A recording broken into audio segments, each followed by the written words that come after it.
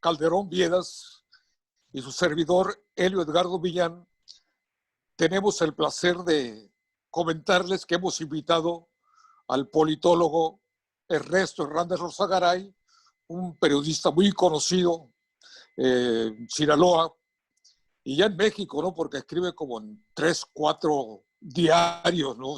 Todos los días. Seguramente que cuando llega a su casa se multiplica en pulpo, porque pues, a mí no me alcanzaría el tiempo, ¿no? Ernesto, buenas tardes, bienvenido. Buenas tardes, Helio. Y son 3 nada más, ¿no?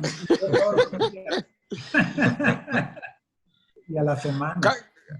Cayón, hablé con Rozagaray y le dije que expusiera el tema, ¿no? Y después nosotros nos colgamos de él. Exacto. Y platicamos. ¿Te parece? Exacto, sí, desde luego que sí.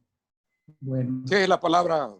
Bueno, pues muchas gracias. En realidad yo donde voy a partir tiene que ver con un asunto que les interesa a ustedes, pero no solo a ustedes, sino a mucha gente que está viendo todo este proceso también en clave electoral. Y quiero empezar diciendo una máxima que está en la ciencia política y que tiene que ver con que en los procesos electorales es difícil que haya cambios radicales en el comportamiento de los electores. Es decir, un votante de izquierda, aunque le pongan a un votante, a un candidato de derecha, digamos, muy guapo, con buen discurso, seguirá siendo un votante de izquierda. Igualmente al revés, bueno, un votante de derecha, por mejor discurso que tenga el contrario, pues no va a votar, digamos, por su candidato, aunque sea una persona que no le gusta cómo habla, no le gusta cómo transmite, digamos, el mensaje.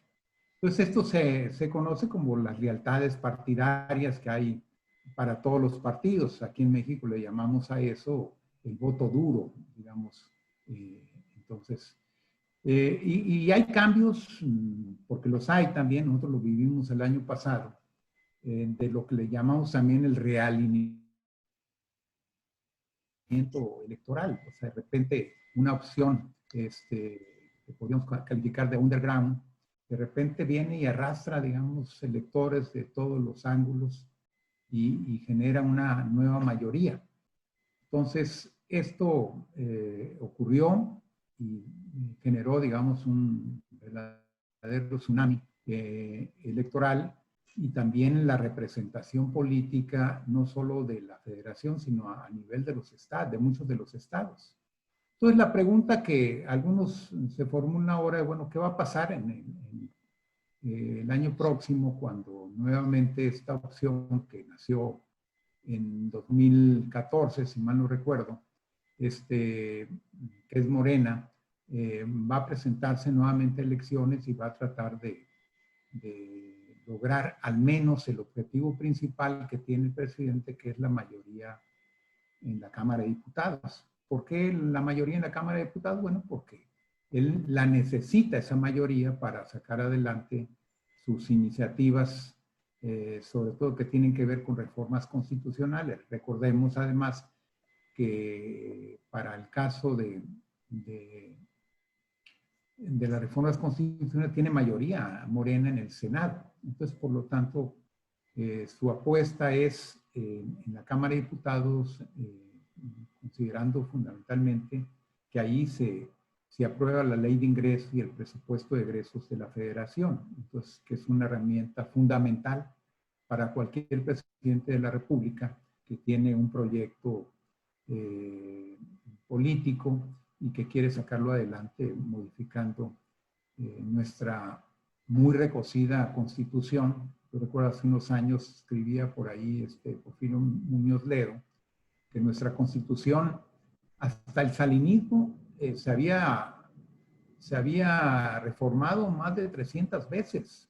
Entonces, ya, de entonces para acá, pues agreguémosle otras 100. Entonces, es una Constitución que está muy cocida y que hace posible, digamos, que algunos, incluyendo a Muñoz Ledo, que hable de elaborar una nueva constitución, de tal manera de que sea más actual y tenga menos problemas, digamos, para la interpretación, sobre todo cuando se traducen las leyes secundarias. Pero bueno, pero volviendo al punto, ¿qué nos dicen las encuestas que se están haciendo sobre hacia dónde va el comportamiento electoral? Y bueno, pareciera que en este caso todavía la inercia que tuvo el tsunami del 2018 impacta, digamos, en la intención de voto que pudieran tener segmentos importantes de la sociedad. Yo digo que en buena medida esto es porque la oposición no tiene, digamos, una oferta creíble. A lo mejor sí puede armar un discurso y ofrecer las estrellas, pero a la hora de la hora, el elector medio, el que razona un poco el voto, dirá, bueno, estos hombres no me están ofreciendo realmente nada. Y aquí agrego también incluso el sector intelectual que recientemente se ha manifestado en el mismo sentido y que busca influir, digamos, en el electorado para generar una nueva mayoría en la Cámara de Diputados en el 2021. Entonces, bajo este parámetro, las encuestas nos indican, bueno, que Morena, como marca electoral, está en una buena posición. Incluso alguna encuesta señala que de las 15 elecciones de gobernador que va a haber, 12 de ellas podría ganar Morena. Y aquí incluso en Sinaloa tenemos que, a pesar de que las encuestas presentan a un PRI y a una Morena muy cerrado en la competición como marca, ya veremos, digamos, en términos de candidato, no es lo mismo que sea Sergio Torres, que sea Jesús Valdés o que sea cualquier otro personaje del PRI, pero lo mismo vale, digamos, para Morena. No es lo mismo que sea Rocha, que sea el Químico, que sea otro, Raúl Elenes, en fin, cualquiera de los históricos, vamos a decir, del morenismo. Entonces, ahí vamos a ver cómo se cierra. Yo vi todavía en mayo, todavía vi muy bien posicionado a Rocha, respecto cuando confrontaban a los candidatos posibles del PRI y del PAN, y pues le llevaba, por ejemplo, a Sergio Torres, que era el mejor posicionado del PRI, 20 puntos de diferencia, lo cual es pues un abismo, ¿no? En términos de apoyo. Pero bueno, estamos todavía a un año de las elecciones, estamos todavía 4 meses de que inicie el proceso electoral federal y más, digamos, en lo que se refiere al proceso electoral estatal. Las cosas pueden cambiar. El golpeteo dentro de Morena es muy fuerte, ¿no? Yo lo veo, por ejemplo, ahora que ya se ha manifestado el Químico Benítez en estar en la jugada de ser candidato, inmediatamente aparecieron los ataques muy duros contra Rocha.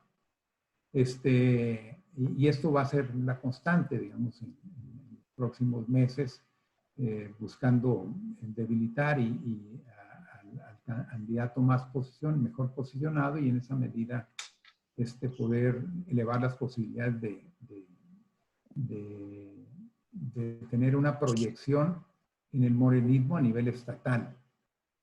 Pero bueno, ahí está la apuesta. Me han dicho que también hasta el señor allá de Billy Chapman, el alcalde de Morena, o mejor dicho, del PT. Eso, hermano, faltaba, ¿no? También aspira, digamos, a ser candidato. Entonces, es decir, esta oferta digamos, de personajes tan poco presentables, que tienen incluso denuncias por amenazas, y no de cualquier persona, de su síndica procuradora, o aquí en Mazatlán, la misma síndica procuradora que no la han dejado trabajar simple y sencillamente porque pues busca hacer su trabajo bien y pues no se lo permiten por razones seguramente oscuras de lo que hay en la administración municipal. Entonces, en este escenario, pues es un escenario que la definición principal tendrá que ser en Morena. Ya veremos en esa circunstancia cómo lo percibe el electorado y cómo se resuelven, digamos, las candidaturas tanto en el PRI como en el PAN. Ahora, yo veo por el lado del PAN con un activismo muy importante a nivel nacional, con sus 9 gobernadores, buscando ganar los medios, tener la resonancia suficiente, con un aspecto, digamos, que es muy poco solidario, yo digo, cuando se está planteando esta reforma fiscal muy federal en el sentido de que le den a cada estado lo que genera, prácticamente es una propuesta de ellos, lo cual el principio de subsidiariedad que está contemplado en la Constitución y las leyes reglamentarias y que permiten tener menos desequilibrios regionales en términos de presupuesto, pues no es lo mejor, digamos, que puedes ofrecer en este momento. Sin embargo, pues con esto, cuando menos en los estados donde ellos están llamando mayor recurso, pues tienen un cierto apoyo. En el caso del PRI, pues creo que el PRI es mucho más cauteloso en ese tipo de planteamientos. Podríamos decir que está dejando el espacio, digamos, a los gobernadores para que sean ellos los que operen, digamos, localmente. Y creo que en buena medida las elecciones que tendremos el próximo verano serán elecciones fundamentalmente locales. Es decir, los amarres que se pueden hacer localmente, sin lugar a dudas, son las que van a nutrir, digamos, en el caso del PRI. Y ahí, bueno, se abre pues, un espacio insospechado, ¿no? de alianzas que se puedan generar. Por ejemplo, aquí en Sinaloa, ¿qué tenemos? Pues a Rocha se le ha vinculado, digamos, con el grupo de Vizcarra, con Aguilar Padilla, incluso con el mismo gobernador. Es decir, han trabajado juntos en gobiernos, entonces esto tiene, digamos, este referente y ha provocado que en muchos de algunos morenistas pues lo vean, digamos, como preocupación, como que es un juego perverso que hay ahí atrás y que va a evitar que llegue un morenista a la candidatura y eventualmente al gobierno del estado. Entonces ahí están los golpes también en esa dirección, y bueno, ha sido en ese sentido muy cauteloso Rocha de no estar respondiendo de nuestros señalamientos, de tal manera de que está esperando, digamos, los tiempos para hacer su trabajo.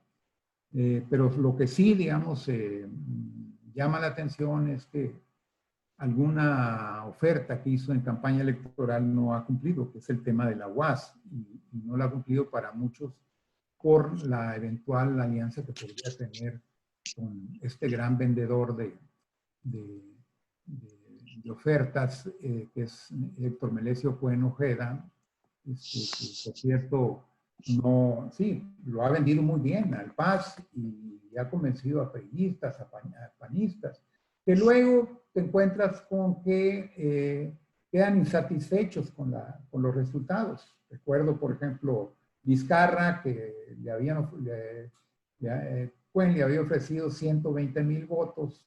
Pues al final de cuentas fue al revés, porque lo hizo hasta alcalde de Culiacán, ¿no? Entonces no le llegó al triunfo en 2010.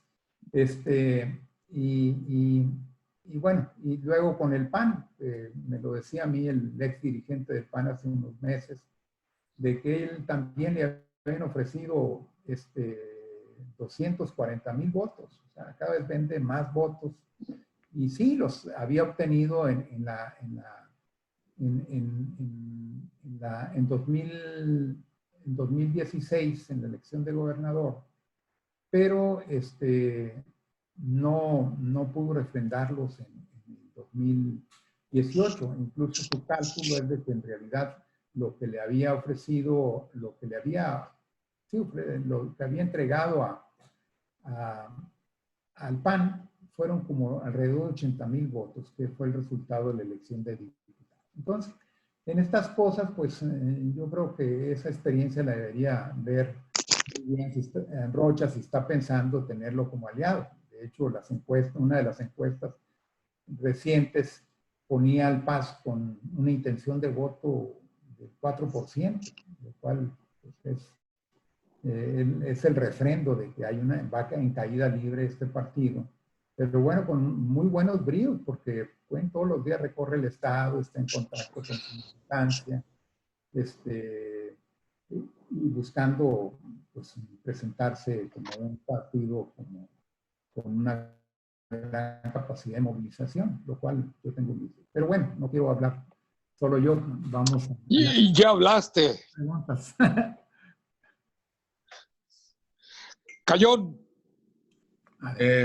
Bien, haz. mi comentario en torno a lo que ha expuesto Ernesto Hernández Norzagaray. Como tú dijiste, Elio, pues Hernández Norzagaray está metido de lleno en la información política, es un analista del día a día de estas cosas y los Además, argumentos, me parece que de más, ¿eh? los argumentos que hila, pues tienen la información necesaria para tomarlos en cuenta. Sea por eso que tiene su presencia tan extendida en los medios. Y qué bueno que su trayectoria esté realmente en paso firme y como dijo aquel, arriba y adelante. Arriba y adelante. Otro innombrable. No, Ándale. lo que quise decir es que el paso editorial de Ernesto es bastante sólido y lo felicitamos desde aquí. Pero. No hay ningún pero. No hay ningún pero. Es un punto y aparte nada más. Es punto y aparte, ¿no? Yo tengo una impresión, porque no puede ser más que eso, una impresión, que ese voto mágico de 1918, porque no lo puedo explicar más que con magia, de los 30 millones de votos que obtuvo Morena, me parece que así como estalló, así como fue una explosión, del mismo modo y como toda explosión, tienden a disiparse. Entonces creo que si no tenemos los elementos fuertes, sólidos, históricos, de infraestructura y de estructura, para explicar 30 millones de votos, igual podemos explicar que en estas elecciones del año siguiente, esos 30 millones de votos pueden reducirse a algunos 18 millones, a 15 millones, incluso a una votación histórica de la izquierda, de la izquierda.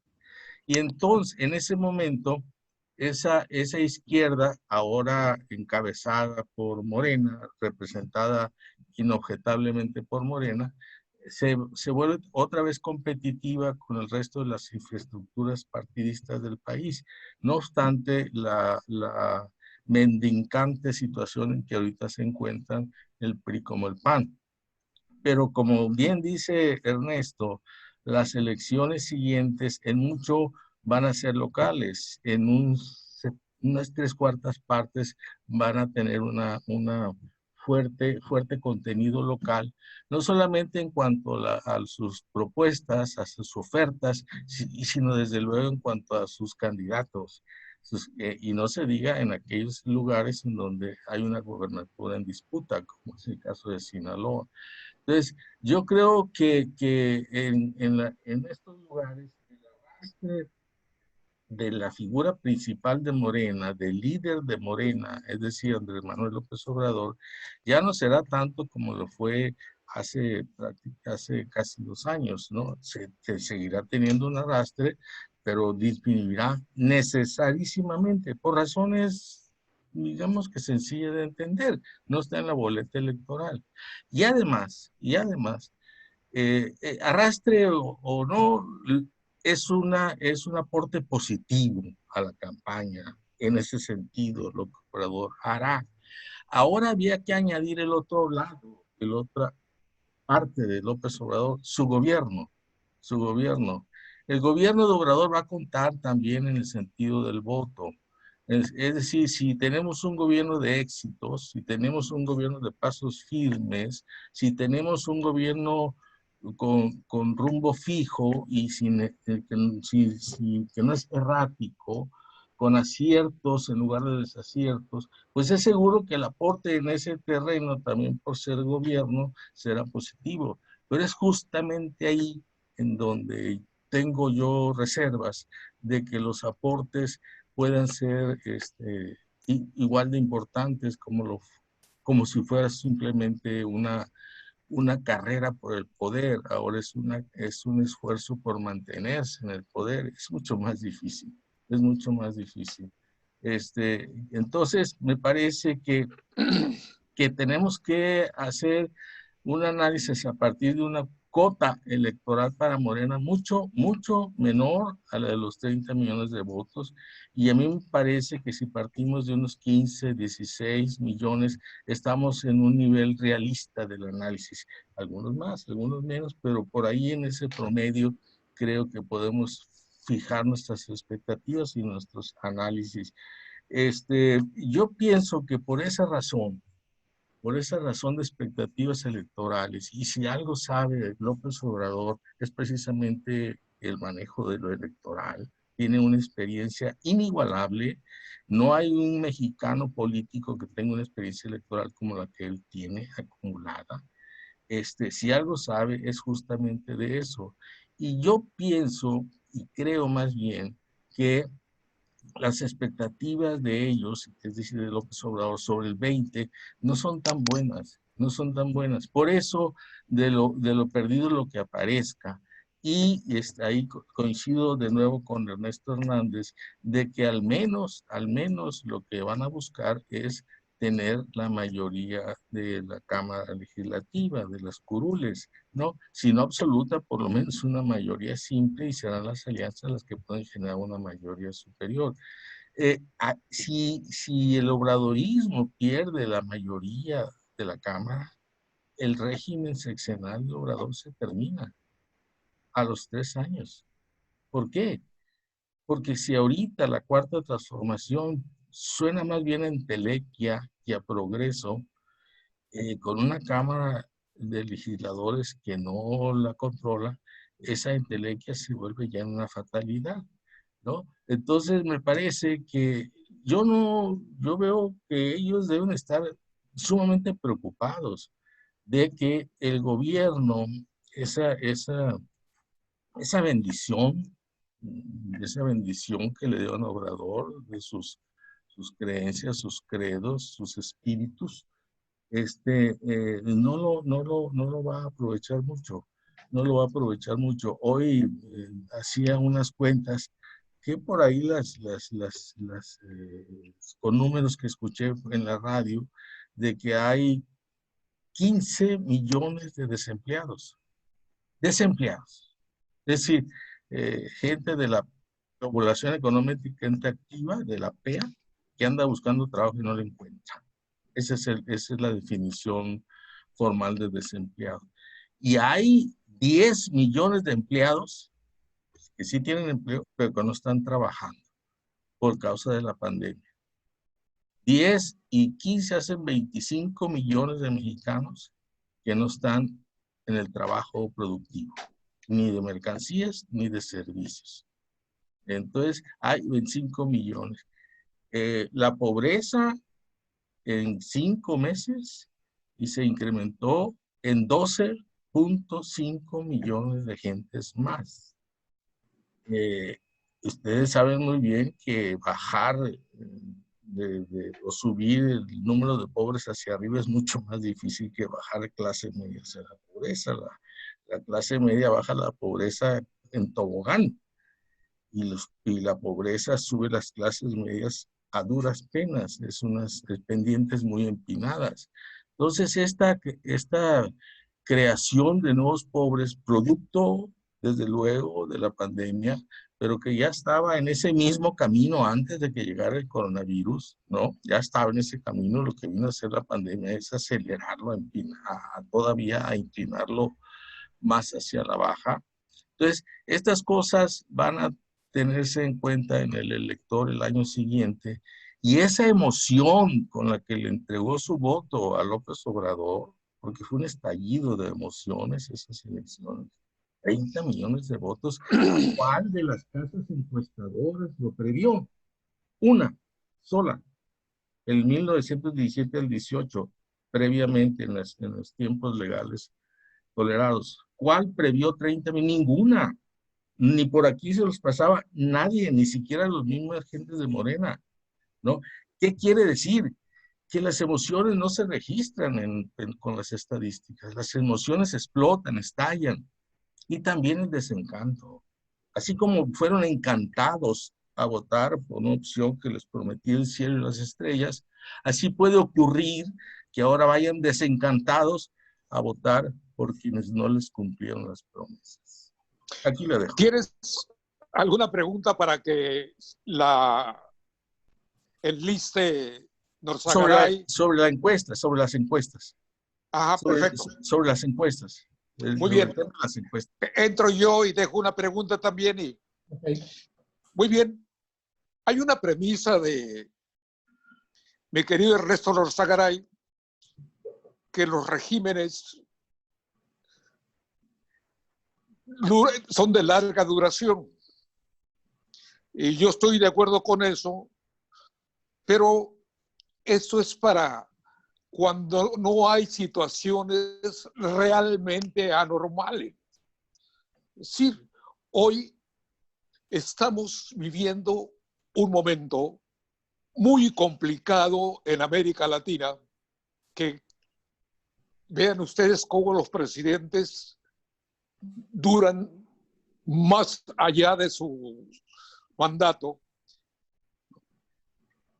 Entonces yo creo que para tiempos de normalidad es correcta la apreciación de Ernesto, pero no para momentos de suma emergencia como el que vivimos ahora.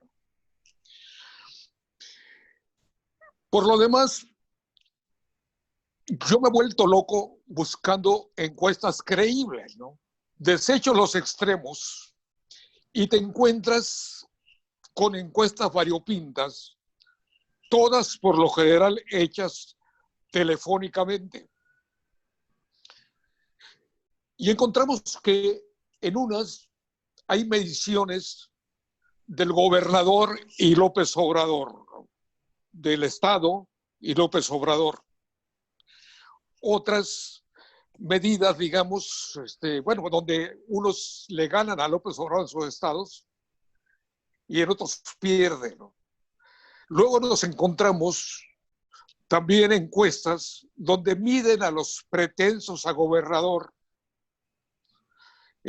donde no está claro que en algunos estados gane Morena, por ejemplo, ¿no? Pero además, Cayo lo dijo, yo lo voy a aventar así, hoy, aparte del coronavirus y la crisis, tenemos una mala gestión del coronavirus. Somos el cuarto lugar mundial, Dios mío, en contagios. No hay dinero en la caja porque el gobierno no quiso, digamos, hacer o poner en práctica medidas contracíclicas. Los abrazos no balazos han reventado. Después trajeron la Guardia Nacional y con ella todo el ejército, y la verdad es que tampoco está funcionando. Tenemos un problema que hasta Viva Morena lo parte, una crisis institucional en México, ¿no? Particularmente porque López Obrador no le gustan los contrapesos, lamentablemente, ¿no? Y estas 4 crisis me parece que pueden terminar en un problema de gobernabilidad. Hay dos asuntos que me parecen muy importantes junto a esto, que es, cuando menos lo que yo he visto, una baja alta todavía de la popularidad de López Obrador, ¿no? Este asunto que viene con la llegada de los Lozoya, digamos, a México, que va a ser también una bomba. Entonces, ¿cuál bomba va a primar? ¿La bomba que está creando en el país o la posible, digamos, el posible desmontamiento del priismo corrupto, ¿no?, que por años hemos sufrido? Hay cálculos y cálculos, ¿no? Y entonces se van a empatar para 2021 estos juicios, seguramente que sí, con esta emergencia que tenemos, pero además muy mal gestionada, ¿no? Muy mal hecha. Ahora, hay estados, por ejemplo, como Sinaloa, que lo hablábamos con Cayón el sábado pasado y con Santa María, donde los candidatos, donde Rocha va arriba, 3, 4, 5 puntos, a veces otras encuestas hablan de 1, 2%, se van a decidir, según nuestros pronósticos, apenas con alianzas, ¿no? Y si no va Cuen con Rocha, el PAN y el PRI juntos le pueden ganar, digamos, a Morena, ¿no? Entonces, tenemos muchas cosas alrededor, pero particularmente te pregunto, Norzagaray, ¿es posible, digamos, pensar en una larga duración, en una situación de emergencia tan terrible que está ocurriendo en el mundo y particularmente en México? A ver, no entendí la pregunta. Va de nuez. A ver. ¿Se puede pensar que de frente a estas situaciones que están pasando en México, un régimen que vive en el centro de la emergencia, con una mala gestión, etcétera, pero con un juicio que puede levantarlos electoralmente, ¿tú crees que puede esto hacer cambiar las cosas? Más allá de tu premisa inicial, ¿no? De la larga duración de los regímenes. Bueno, regímenes, perdón. Vamos primero con lo de Carlos. Primer dato, yo veo que es histórico el comportamiento electoral de las elecciones intermedias, sean federales o sean locales. Siempre, si hay, vamos, 60% de participación en la federal, mejor dicho, en la de presidente, en la presidencial, hay en la intermedia entre 45 y 48% de participación. O sea, evidentemente van a participar al menos un 10% menos de la gente que votó en Entonces esto ya baja los números. Y en ese contexto, bueno, vamos a ver qué captura cada uno de los partidos. Entonces yo veo ahí que la marca todavía está firme. Yo no creo, a pesar de que las encuestas, que fue, por cierto, el planteamiento central tuyo, las encuestas yo no creo como las están levantando. En primer lugar, el teléfono, a expertos. A mí me han entrevistado para encuestas, pero pues es Ernesto Hernández, ¿no? Y das tu opinión de cómo ven las cosas, ellos lo manejan muchas veces con letra chiquita y que pues, preguntaban a 50 expertos sobre el tema y ya arman gráficas y, es decir, generan una realidad paralela, ¿no? De lo que realmente está ocurriendo en el mundo de a pie, vamos a decir, los que finalmente definen los resultados electorales. Creo que no son muy confiables pues las encuestas. Más bien yo veo un mecanismo de exhibición, de promoción electoral de quienes están en la jugada, sea en las elecciones de gobernador o a nivel municipal. Por ejemplo, aquí nuestro alcalde salía antes en los primeros lugares, como los mejores alcaldes que tenía México. Y la última, a lo mejor ya no pagó, lo pusieron en el número 40. Se ve pues estas cosas que dices, bueno, no pagó, y luego lo echaron para, bajaron, ¿no? Pues de los primeros lugares. Entonces, pues,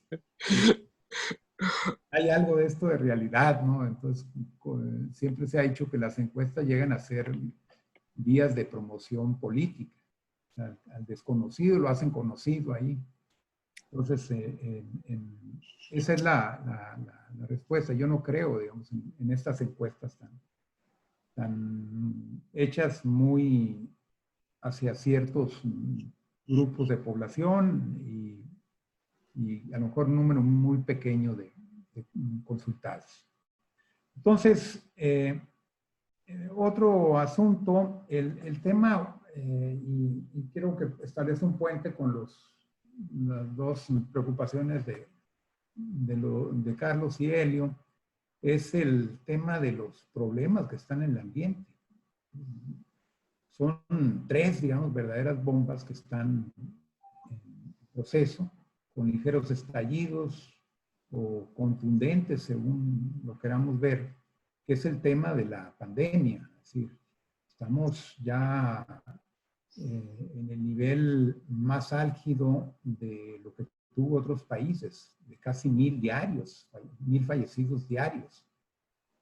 Si sigue como va la cosa, pues vamos a tener más de 100,000. 1000 y podemos llegar a tener niveles de fallecimientos tan altos como Brasil. Digamos, considerando pues también la cantidad de la población que existe. En el tema de la economía, pues estamos, digamos, todavía no sufrimos lo duro, pero lo que vamos a ver de aquí a finales de año es muy preocupante. Es decir, este 10.5 que el FMI pronostica de caída de nuestra economía y que otros organismos más o menos han venido manejando los mismos porcentajes, pues esto se va a resentir. Hoy en la mañana estaba revisando, por ejemplo, el tema de los números que hay aquí en Sinaloa. Tuve la fortuna de que me hicieran llegar de ahí del Congreso unos concentrados de información, porque me interesaba saber qué estaba pasando, qué había pasado en el Congreso a la hora de armar el presupuesto. Y el primer dato que a mí me sorprendió fue que el sector salud se le asignaron solo 70 millones de pesos. Fíjense eso. Mientras a los trabajadores de salud precarios, dicen ellos, se les asignaron más de 200 millones de pesos. O sea, una distribución clientelar, no se imaginaron lo que venía. Entonces le pusieron poquito ahí. Claro, está el dinero que llega de la federación. Ahí son alrededor de 500 millones de pesos, que también es poquito, digamos, para el drama que estamos viviendo. Ya tenemos, hoy seguramente estamos cerrando casi con 2000 fallecimientos en el estado y tenemos reconocidos desde febrero, cuando empieza a tener registros, más de 11,000 contagios, que con los asintomáticos, pues seguramente tenemos 3, 4 veces más de contagios que están en el estado. Entonces, este es un drama, digamos, hasta dónde va a aguantar las finanzas del estado y los de la federación para estar atendiendo casos. Y ahí, pues el asunto de la gestión, si no hay lana, no vas a poder gestionar. Porque esto Simplemente el otro día estaban hablando de un medicamento que iban a traer. Una dosis valía 14,000 pesos. ¿Qué economía te la puede aguantar eso? Pues no. Entonces la gestión es un asunto de dinero. Y si a eso le agregas que está todavía una buena parte de los establecimientos comerciales están cerrados, la hotelería operando con menos del 30%, que han reducido la planta laboral. Se habla de que ya tenemos más de 60,000 desempleados de una base laboral en el estado, por ejemplo, de alrededor de 600,000. O sea, el 10% ya perdió el empleo. Y eso a eso le agregas los informales, pues es un drama mayor. Entonces, yo pregunto, ¿de dónde va a salir la lana para sostener este fenómeno creciente, demandante de mucho dinero? Pues no lo veo por dónde. La vía, digamos, posible es que se recupere esto, pero no sé por dónde. O la otra, la deuda. Es un tema que no se ha querido hablar, pero yo siento que ya en el gobierno federal y en el gobierno estatal están viendo el tema de la deuda pública. Y allí percibo que el gobierno federal, más o menos dijeron, pues, ¿para qué nos endeudamos ahora? Vamos a endeudarnos más adelante. Y quizá fue una decisión que tuvo un costo, pero también estratégica, ¿no? En términos de por dónde llevar el asunto, con qué calendario, de tal manera que... Y bueno, y el tercer elemento, el tema de la violencia criminal, es decir, esto que vimos la semana pasada, donde hace la aparición este grupo de miembros del cártel Jalisco Nueva Generación, pues es un desafío más. Es la continuación del culiacanazo, del celayazo, es decir, manifestaciones que están dando en distintos estados, como diciendo, aquí nosotros mandamos, no se metan con nosotros, tenemos capacidad de fuego, etcétera, etcétera. Y se queda el presidente callado en esto. Si realmente el ataque a este jefe de la policía de la Ciudad de México, es decir, están en eso. Pues es una situación muy complicada. Es una situación desde el punto de vista del proyecto de la 4T, no le queda más que un recurso a la vista, que es el tema de la corrupción. Yo creo que es el hecho de traer a Emilio Lozoya a México, el de tener a César Duarte en Estados Unidos, tener de alguna manera también a García Luna en Nueva York, lo que viene de este señor que tuvo que ver con los 43, que está en Canadá, y así le van a seguir sumando y lo va a administrar de frente, digamos, al proceso político que tenemos el año que entra. Y aquí hay un elemento que le ayuda mucho al proyecto político, es que la oposición no se ve, digamos, salvo los gritos y sombrerazos que está dando, no se ve. Realmente no veo a un PAN muy activo en las cámaras. No veo a un PRI tampoco, muy desdibujado. Entonces, por lo tanto, no tiene oposición. Y yo creo que el elector tendrá opciones, primero, a lo mejor abstenerse, no ir a las urnas, porque se siente desencantado, pero no solo con Morena, sino con todo el sistema de partidos. Y eso puede ser, digamos, una caída importante de la participación. Volveríamos a los niveles de otros años que la gente simple y sencillamente no asistía a las urnas. Pero yo creo que en un segmento importante de las clases medias y de los fieles, vamos, del obradorismo, pues este tipo de noticias que están hoy más que nunca en los medios, el tema de la lucha por la corrupción, Hoy, por ejemplo, escuchaba a un tipo que está ahí con en la televisión, que trata temas económicos, echándole porras, por ejemplo, esta reforma, la reforma de pensiones. Ajá. ¿Sí? Entonces, está con Ciro Gómez Leiva y entonces él dijo que era la mejor reforma que ha habido hasta ahora. Entonces, yo creo que este tipo de mensajes están modulando de alguna manera la percepción y están teniendo un impacto también en las encuestas. Es decir, al final de cuentas, el dilema es, ¿para qué cambio si puedo estar peor, digamos, con los del PRI o con los del PAN?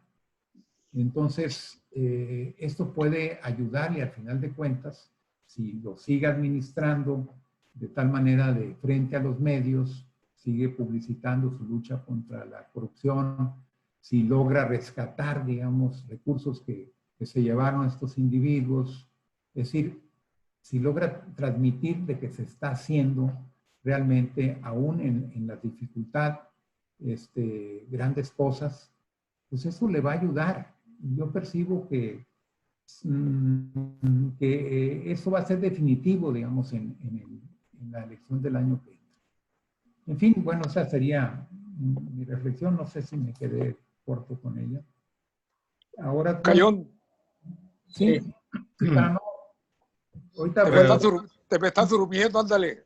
No, yo veo, estoy de acuerdo con lo que comentó Ernesto, de estas medidas que está tomando el gobierno de Obrador, las pensiones, el nombramiento de los consejeros del INE, muy bien trabajado por parte de los diputados. Y estos botones que tiene ahí enjaulados, los Oya y no sé quiénes más, pero otras cárceles de gente que son, digamos, botones de la corrupción,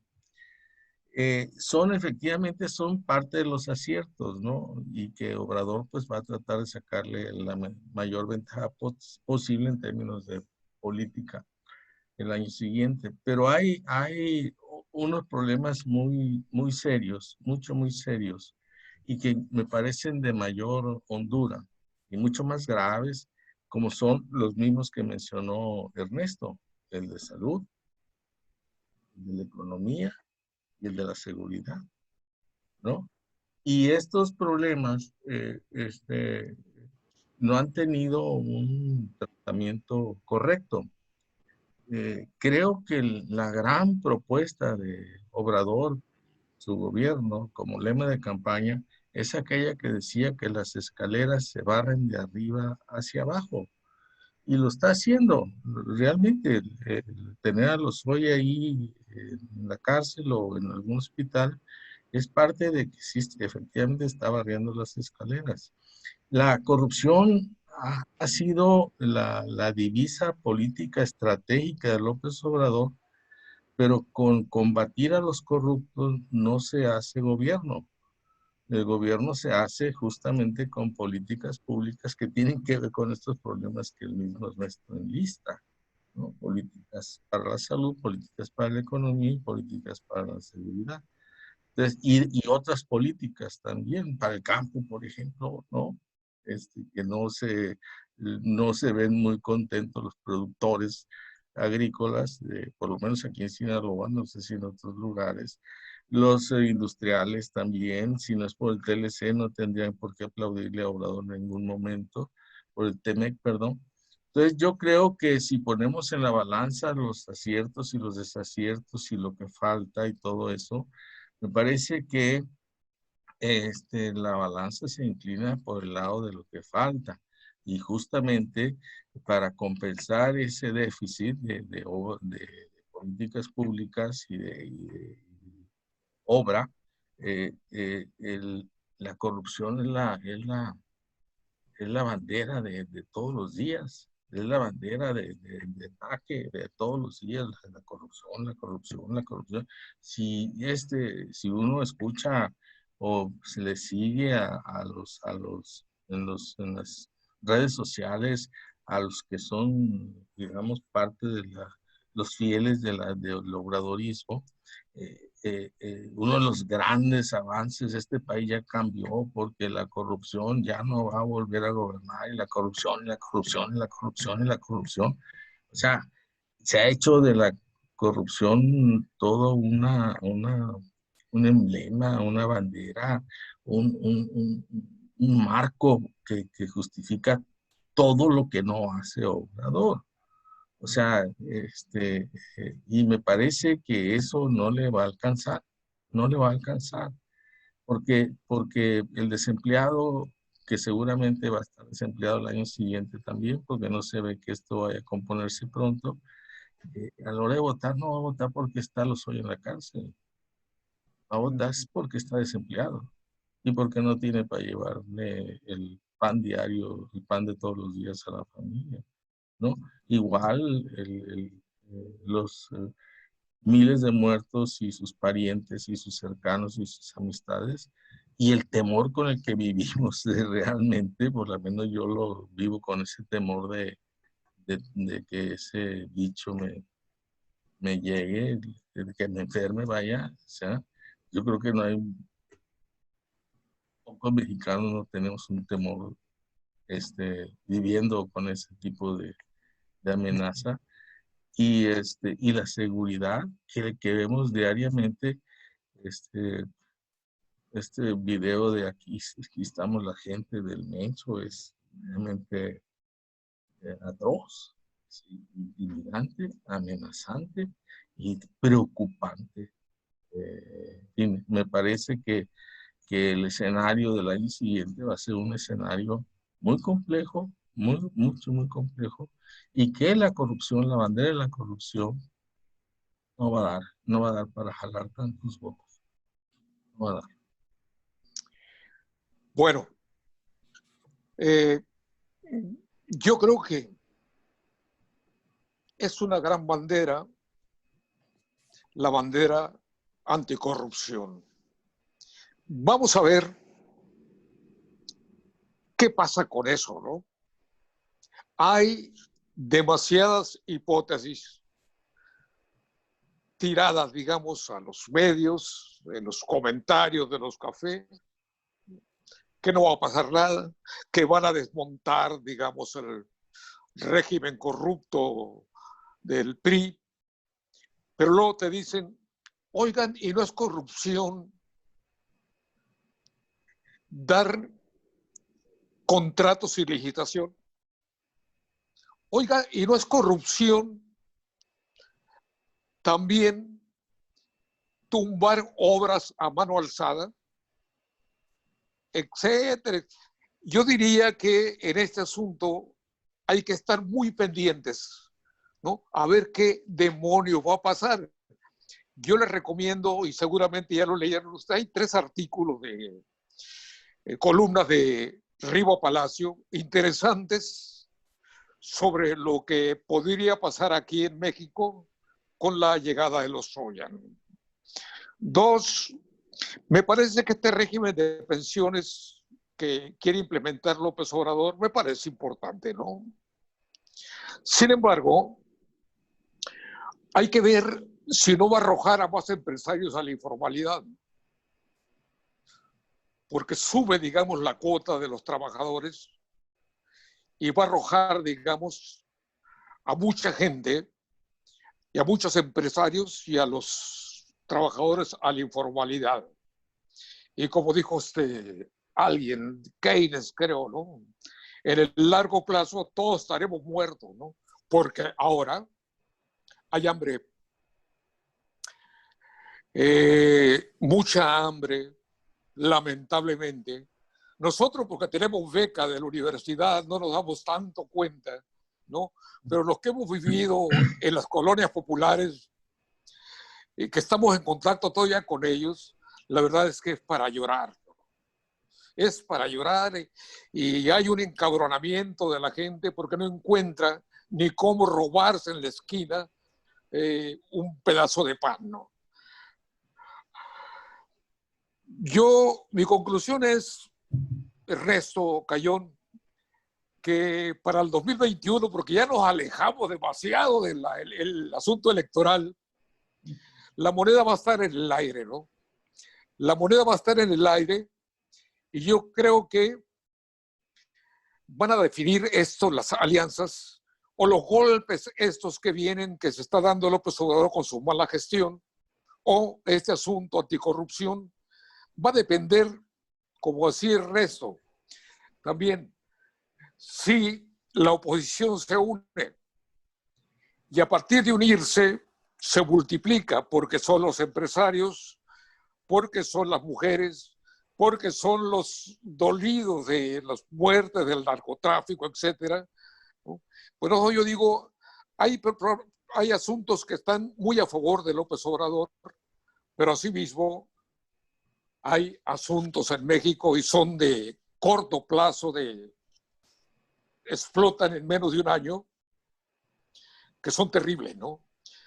Yo, la conclusión es que debiéramos firmarla todo, ya tengo el documento, es que la moneda está en el aire.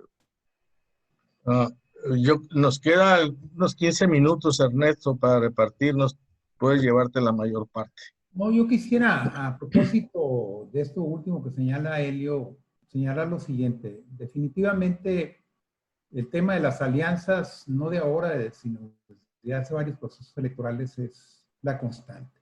Ya es raro, es casi una locura un partido irse solo, salvo aquellos que son de nuevo registro y que van a, pues sí, obligados por la ley a hacerlo así, y con ello están obligados a tener, creo, el 3% de los votos, lo cual es mucho, considerando que tenemos alrededor de 90 millones de electores registrados y que para el caso nuestro estamos hablando de más de 2 millones de electores que hay en Sinaloa. Un 3% obliga a tener, aquí en Sinaloa, 60,000 votos, y a nivel federal pues obliga a tener casi 3 millones de votos. Entonces no está fácil. Entonces los agrupamientos más o menos se van perfilando. Uno, digamos, el bloque ya que está con Morena y que va a estar siempre, porque es muy rentable estar ahí, incluso con un añadido. Tenemos al PT, lo que es el PES, que pues anda buscando nuevamente recuperar el registro, según entiendo, y el Partido Verde, que siempre va con el ganador. Ese es, digamos, un bloque que está ahí, y que hoy tienen una gran presencia. Yo el otro día les mandé los datos, ¿no? Hoy Aguilar Camín sacó 2 artículos donde discute el tema de esta mayoría inconstitucional que tiene Morena, lo cual es falso. Yo digo que también ya cuando los intelectuales empiezan a decir mentiras tan obvias, que chocan, digamos, con los datos oficiales de la propia Cámara, pues ya están perdidos, pues. Uno, rápidamente, yo revisando los datos oficiales, Morena tiene 253 diputados por los 2 principios. Morena, el PT, 41, el PES, a pesar de que no es un partido, son 25, y el Verde, 13. Son alrededor de 332 diputados, la mayoría calificada son 330. Eso choca, digamos, con los datos que da Aguilar Camín. Ahora, las alianzas legislativas existen, son parte de la dinámica de las cámaras, para asuntos generales o para asuntos específicos. O sea, hay veces que hasta cuando sacan acuerdos como este del INE, que fue general, pues es una alianza, de hecho, digamos, alrededor de un punto de acuerdo. A ver, los 4 candidatos, estos, órale, vamos todos con esto. Entonces son alianzas coyunturales. Entonces, el tema es cómo se van a integrar los otros bloques. El PAN creo que es el partido a vencer o el bloque a vencer, porque es el hegemónico, el que tiene más articulación hoy en el país. Tiene 9 gobernadores con una agenda de choque. Están estableciendo alianzas con MC, especialmente con MC Jalisco, que estamos hablando del tercer o cuarto estado más importante en términos de votantes. Entonces, donde tiene una gran ascendencia el Movimiento Ciudadano. Y ahí este bloque, yo digo que va a ir creciendo en función de los 3 puntos estos que señalaban. Va a ser la agenda que van a ir proponiendo, la van a administrar de tal manera de llegar al 2021 cachando todos los errores que pueda haber ahí en el proceso. El que me queda suelto es el PRI. Es decir, el PRI con quién puede hacer alianzas. Aquí no hay más que de dos. Una, o va con el PAN, que sería una rémora del PAN, lo cual es la peor situación en la que puede estar ahí. Por eso ya Mario Fabio Beltrones salió al quite y dijo, oiga, no podemos ir con la derecha. Un dato adicional que me parece importante agregar con el tema del bloque PAN, o BOA, como le han dado a llamar, es este movimiento social que maneja este regiomontano Gilberto Lozano, que recuerdan, pues trae el movimiento Frena, que va, todos los días está golpeando, digamos, la puerta del Palacio Nacional con sus consignas, de tal manera de posicionar una idea de que no sirve el gobierno de López Obrador. Entonces, este sector se va a terminar juntando, digamos, con la opción de derecha. No hay más. No va a ir, no tiene partido. Y allí encuentro también otro sector que, pues, ya me brincaron por ahí diciéndome que cómo piensa que los intelectuales van a terminar ahí también. Pues es que si se forman 2 bloques y no son obradoristas, el camino está muy claro. E irse, digamos, a un PRI solo es un voto inútil. Entonces, si se trata de ganar la mayoría, lo tiene que hacer con el que está más cerca de sus afectos para generar esa nueva mayoría legislativa, ¿no? Entonces, pero volviendo al tema del PRI, yo veo que el PRI o se suma a la alianza BOA, que puede tener una ruptura allí importante, o bien hacen lo que me parece a mí que es lo más cercano a la realidad, es que cada uno de los gobernadores que tienen van a hacer su propio juego en los estados, tratando de conservar las gubernaturas, tratando de generar los congresos locales, digamos, terminar de alguna manera como están, para desde ahí poder construir en las siguientes elecciones. Es decir, viéndolo como un impasse que hay que aprovechar, no pensar ganarlas todas, simplemente reconstruir el partido y de esta forma influir en las elecciones locales, y también mantener una presencia y, si es posible, incrementarla en el Congreso, en la Cámara de Diputados. Cierra, Helio. Cayón. Cierra. No. ¿Ya está acabando? Sí. No, habla tú y nos extendemos un poquito nada más. Cayón, no me desfraudes, por favor. Yo creo que no quiero referirme a siglas. No quiero entrar a la guerra de las siglas, y menos de las personas. Prefiero hacer mi análisis y mi perspectiva de futuro en función de la salud de la República. Y me parece que nuestro país necesita un orden político en donde los tres poderes que nos constituyen como Estado tengan una función estimable, identificable. Yo creo esta famosísima cláusula de gobernabilidad que empezó, cuya idea primigenia fueron aquellos famosos diputados de partido, ¿no? Que empezaron a abrirle un poco las puertas para que la oposición pudiera entrar a la Cámara, y después nos hicieron los diputados de proporcionalidad, y después crearon la cláusula de gobernabilidad para que el Ejecutivo tuviera el respaldo de una mayoría simple, al menos, ¿no?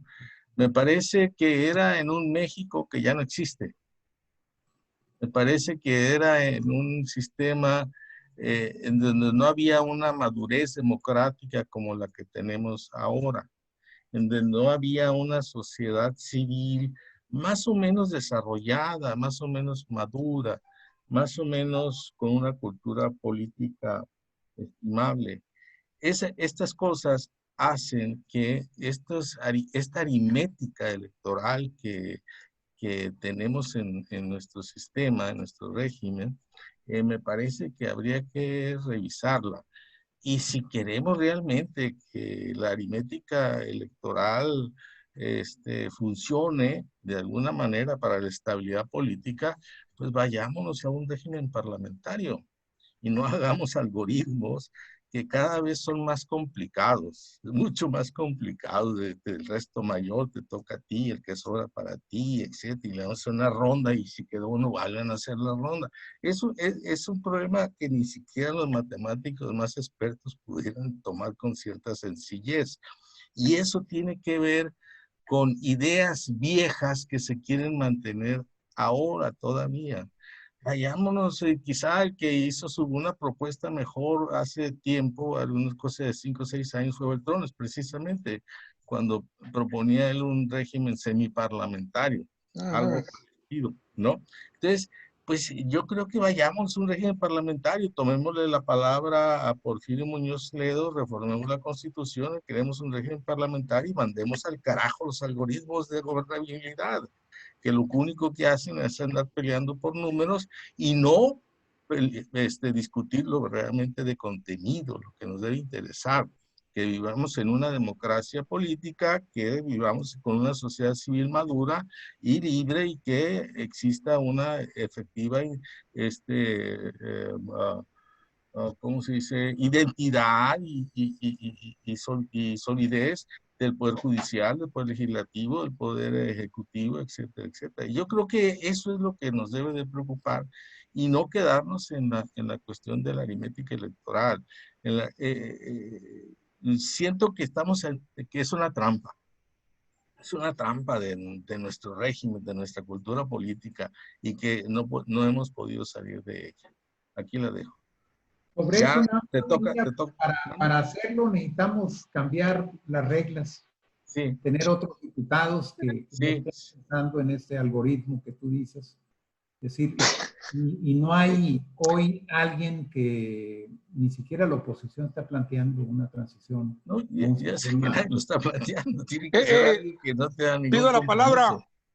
Adelante, y si puedes cerrar porque para... Sí. No, nomás quiero no decir que sostengo que la moneda está en el aire. Hay problemas terribles en México. No está tan fácil para nadie. Creo que el BOA es un distractor. Creo que el frena, esa cosa que han inventado los golpistas, es también un distractor. Se está gestando en México. Esos intelectuales que no les gusta a Norzagaray, porque a mí sí me gustan, excepto esa parte que tú dices, yo estoy de acuerdo contigo totalmente, ¿no? De la representación. Creo que a donde debemos ir, Norzagaray y Cayón, es a una tercera vía. O sea, que nos aleje del presidencialismo conservador y corrupto, ¿no? Y también de una dicta blanda que está llevando en 2 años al país a reventar, sobre todo a los más pobres, que son a los que dijo que iba a vivir por ellos, que iba a trabajar por ellos, que iba a gobernar por ellos. Entonces, de aquí a 1 año pueden pasar muchas cosas, pueden pasar demasiadas cosas. Reitero, si firman ustedes el documento que yo tengo, que la moneda esté en el aire. Cayón, como siempre, gracias, y porque los últimos son los primeros. Norzagaray, eres un muchacho muy inteligente y muy preparado, ¿no? Pero me parece que la primera premisa te fuiste de largo, ¿eh? Gracias. Gracias, Ernesto. Gracias, un abrazo a todos. Hasta luego. Hasta luego, hasta luego. Bueno.